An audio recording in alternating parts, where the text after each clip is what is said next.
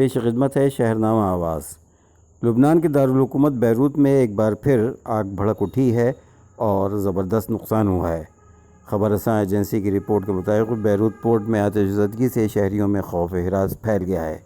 دھماکے کی وجوہات فوری طور پر واضح نہیں ہو سکی ہیں، جبکہ گزشتہ ماہ امونیم نائٹریٹ اور دھماکہ مواد کے گودام میں دھماکہ ہوا تھا، جس سے تقریباً 200 افراد ہلاک اور ہزاروں زخمی ہو گئے تھے۔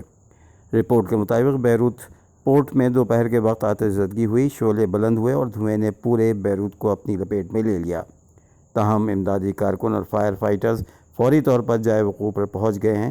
آگ پر قابو پانے کے لیے سول انتظامیہ کے ساتھ ساتھ فوجی ہیلی کاپٹر بھی سرگرم عمل ہیں۔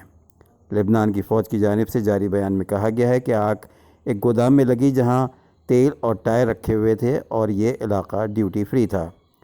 بیان میں کہا گیا ہے کہ آگ پر قابو پانے کی کوششیں جاری ہیں۔ عینی شاہد خاتون کا کہنا ہے کہ واقعے کے وقت ہم اپنے گھر میں کھڑکیاں کھول کر کوریڈور میں بیٹھے ہوئے تھے اور اب بھی زلزلہ محسوس ہو رہا تھا۔ سوشل میڈیا میں گردش کرنے والی ایک ویڈیو میں پورٹ میں آگ لگتے ہی مزدوروں کو خوف کے عالم میں بھاگتے ہوئے دیکھا جا سکتا تھا۔ جائے وقوع کے قریب تعینات سیکیورٹی اہلکاروں نے ٹریفک کو دوسری سمت منتقل کر دیا تھا۔ لبنان کی سرکاری خبر ایجنسی کا کہنا تھا کہ آگ ٹائروں کے گودام میں لگی، جس کو بچانے کے لیے فائر فائٹرز مصروف ہیں۔ بیروت کے گورنر مروان عبور اور دیگر حکام نے شہریوں سے پورٹ کی طرف جانے والے راستوں سے دور رہنے کی اپیل کی ہے تاکہ امدادی کاموں میں رکاوٹ نہ آئے۔ پورٹ کے ڈائریکٹر نے مقامی ریڈیو کو بتایا کہ آگ تیل کے گودام میں بھڑک اٹھی، جہاں تیل کے بیرل رکھے ہوئے تھے اور مزید پھیل گئی۔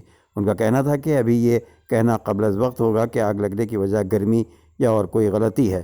انہوں نے کہا کہ ٹائروں سے سیاہ دھواں اٹھ رہا ہے اور لبنان کی آسمان پر پھیل چکا ہے۔